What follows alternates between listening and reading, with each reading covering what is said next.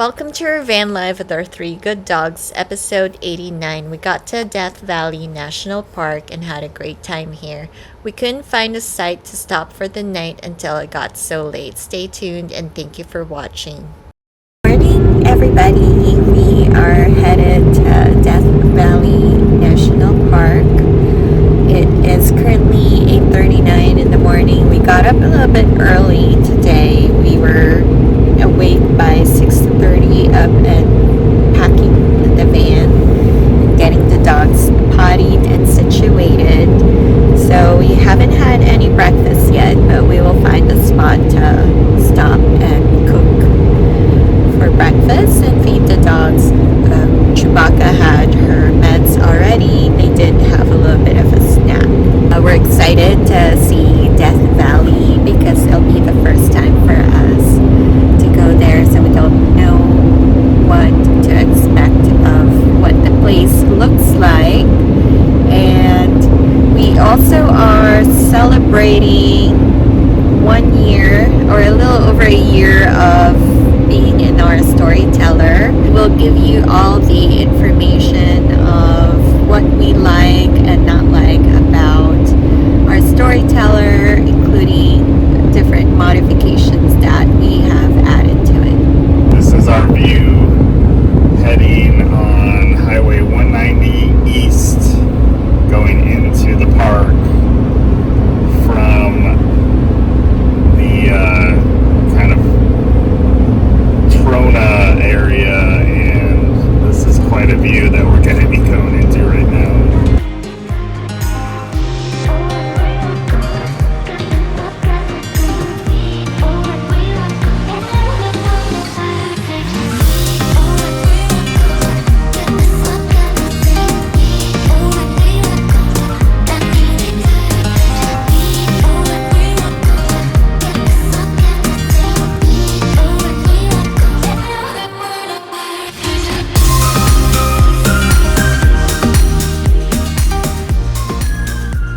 Had a full storyteller meetup last weekend and didn't get one other mode LT, and we go to Death Valley at the visitor center in Furnace Creek, and look what we park right in front of. Hi, we'll hope to connect with you if you're inside.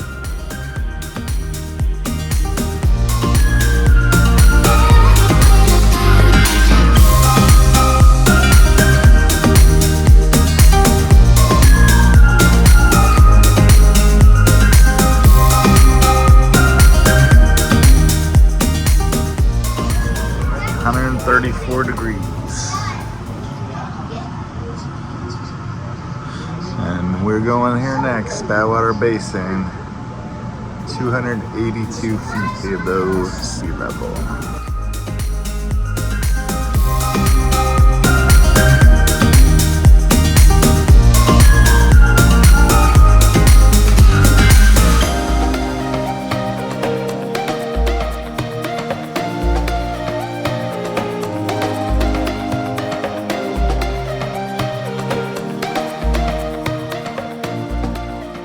Did not know that this is actually the largest physical one in the lower 48.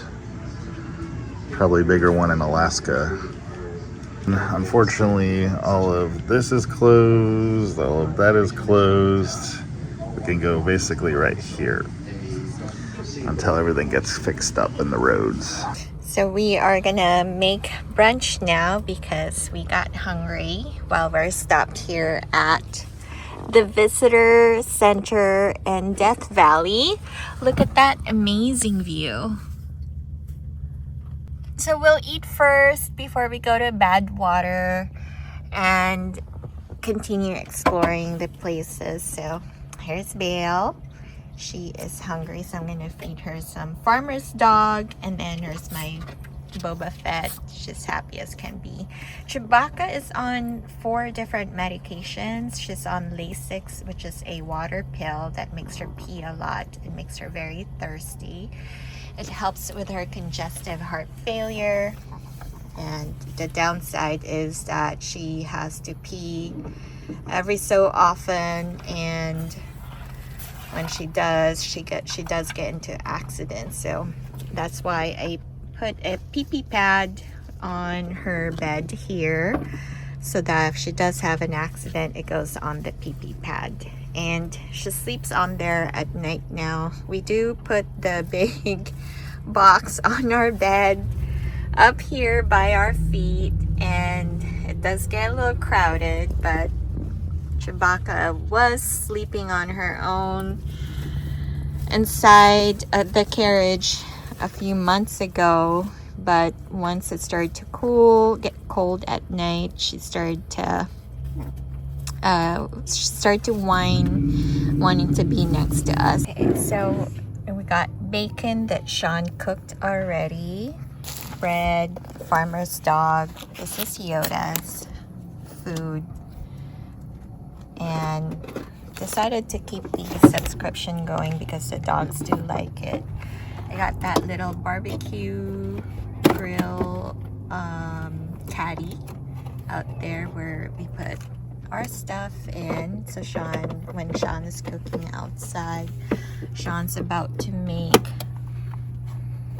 coffee and avocado toast. As always, that's the breakfast of champion, breakfast of choice.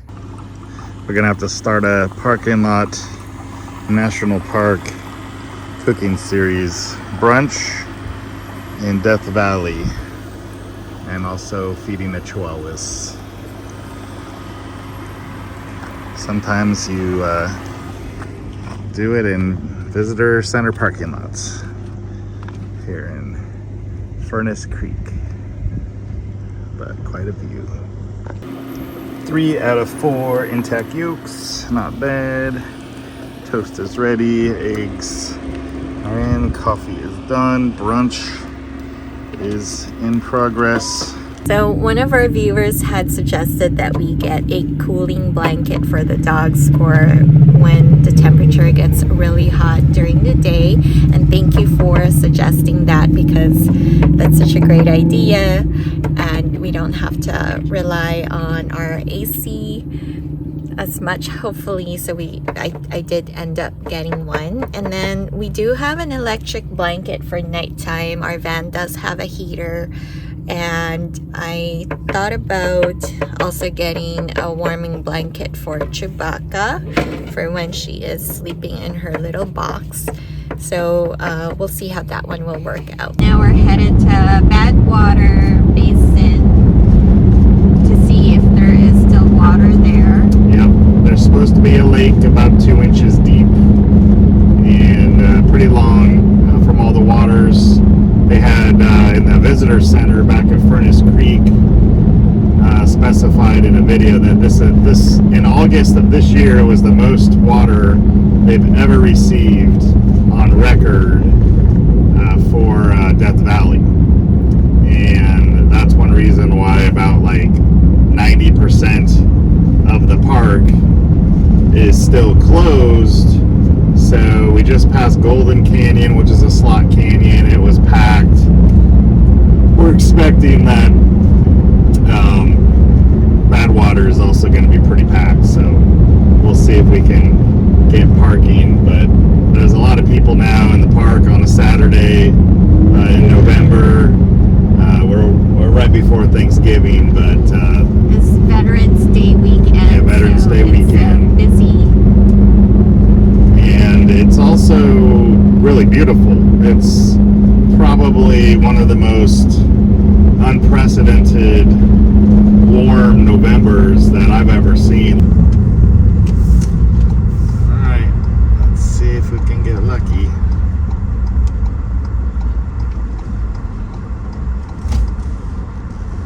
So there's the sea level sign right there. And we are down here and going further down.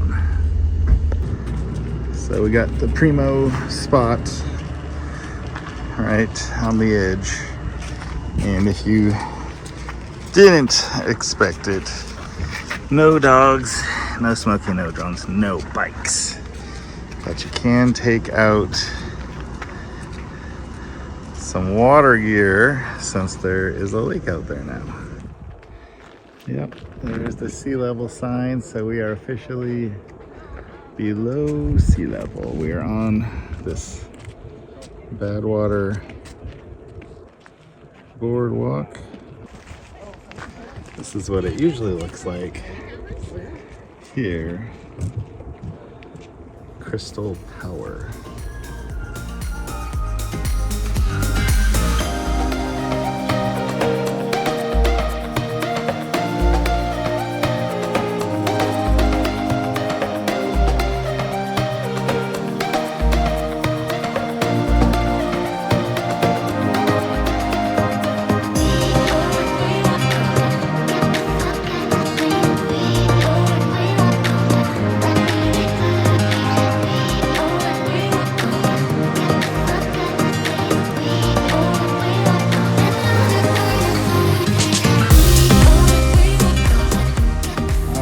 We are out here on Badwater Basin / lake.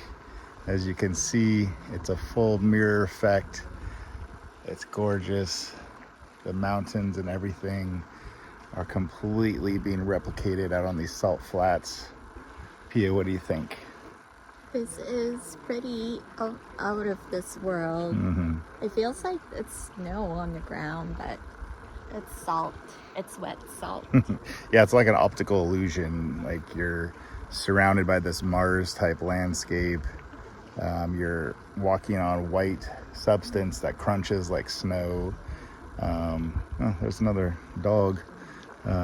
Multiple people have their dogs out here. Not supposed to, I don't think, but we weren't going to bring our pups out here and risk it. But we got folks walking behind us out on the water, and it's about that deep all the way across, and it's like it's miles across, so that's a lot of water, and we're lucky to be able to see this because oh yeah, this is all runoff from the rest of the park, and we will hopefully be able to come back here and explore the park when it's fully open. But we're lucky to have seen this because this could be once in a lifetime type of situation out here in Death Valley. We're glad to share it with you. It's crunchy. You like that crunch?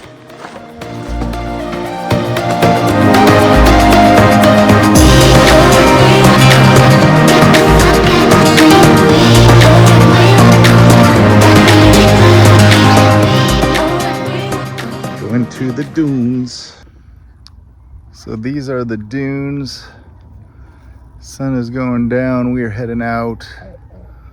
Just tried to also diagnose a quick problem with our power locks on the Storyteller Ford Transit, so we're gonna have to call in for that, but thankfully our manual key still works, and this is our last stop in Death Valley. We're gonna go find a camping spot and get dinner and get going. But what a great way to end this little Death Valley tour, and people have gone way back there to explore these dunes. Pretty cool. For some reason, Pia on a we were supposed to go check this out for like 10 minutes. She went way out there.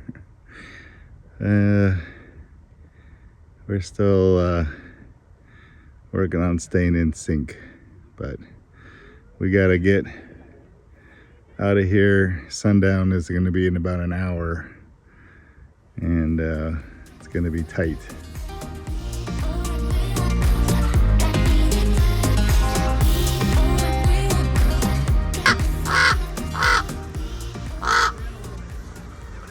These crows want to eat up Chihuahua. We are done with Death Valley National Park, so now we're headed to Tuttle Creek Campground in Lone Pine by Alabama Hills. We decided to spend the night there because we still have a long drive tomorrow, so we wanted to get a head start. And what did you think of today's events? Yeah, it was expected from the distance perspective.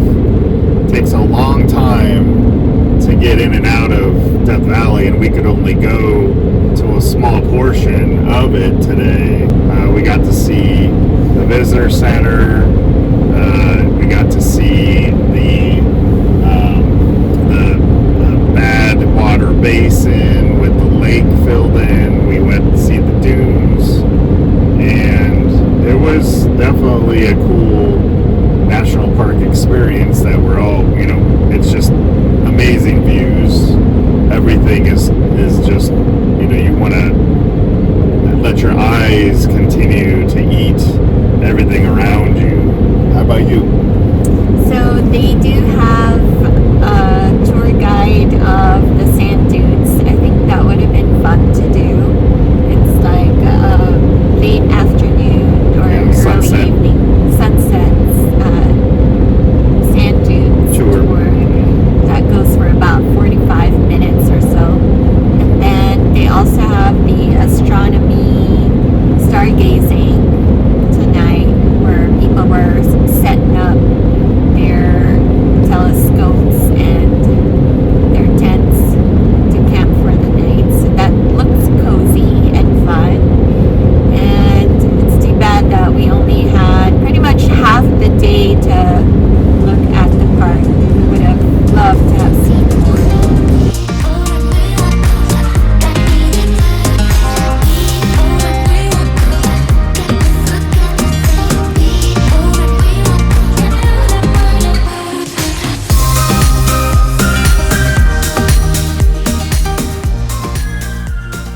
Our back door broke, so The power lock is not opening. So we don't know what that one is all about, and we'll need to take the van to Ford and get it checked out, because it won't open if you just use the power lock. So you have to open the door manually for it to work. Yep, old school way with the key. So now we are stopped for who knows how long. I think they're fixing the road right now. There have been some washouts, so we don't know what it looks like beyond there. So we'll see how long we'll be here. It's been less than 5 minutes. Not sure how long the other cars have been staying in front of us.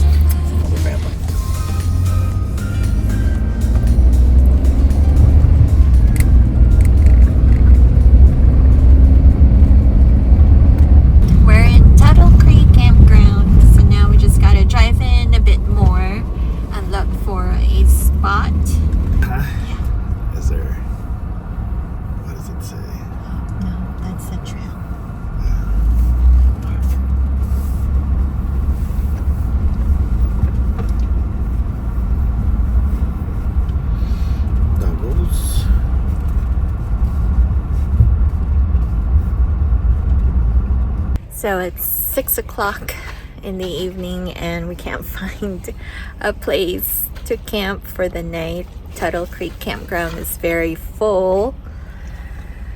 We're gonna have to go back to Campandium and see where else we can go. What's up, everybody? So we are here in another BLM find. It's a really nice flat spot off of Cedar Road, off of 395. There's a falls nearby, and it's really well kept up. Has fire pits, picnic tables, and like crazily enough, it's all cleared out. There's no glass on the ground. So amazing. So it is late. We had to pivot again, and we're gonna get some dinner going really quickly and hopefully get settled in so that we can get some rest and get on the road in the morning. So we will catch you up once we get some food in. It's about 7:45 right now, and it's cold. It's about 40 degrees dropping. This is where we found to stay last night rather than Alabama Hills.